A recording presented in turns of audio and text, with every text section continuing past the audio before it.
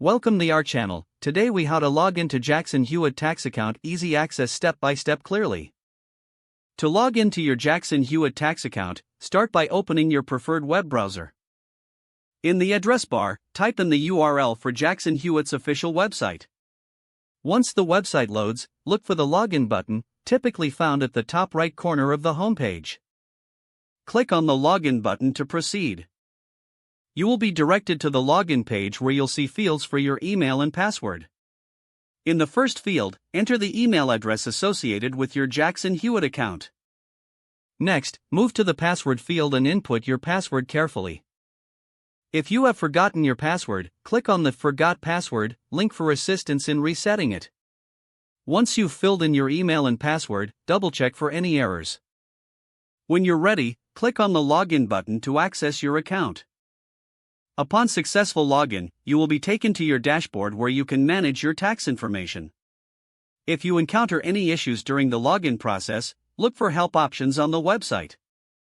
You can also reach out to Jackson Hewitt's customer service for further assistance. If the page does not load, refresh the browser or try again in a private or incognito window. Make sure you are using the correct email address, then retype it carefully to avoid small typos. If your password is not accepted, use the reset option and create a new strong password you can remember. Check your spam folder for verification or security emails, then complete any requested confirmation steps. Enable two-factor authentication if available to improve account security and reduce unauthorized access risk. After signing in, review your profile details so your contact information and settings are accurate and current. If you see an error message, note it down and try again after restarting your device and internet. Log out when you finish, especially on shared devices, to keep your account and payment information secure. If the page does not load, refresh the browser or try again in a private or incognito window. Make sure you are using the correct email address, then retype it carefully to avoid small typos. If your password is not accepted, use the reset option and create a new strong password you can remember.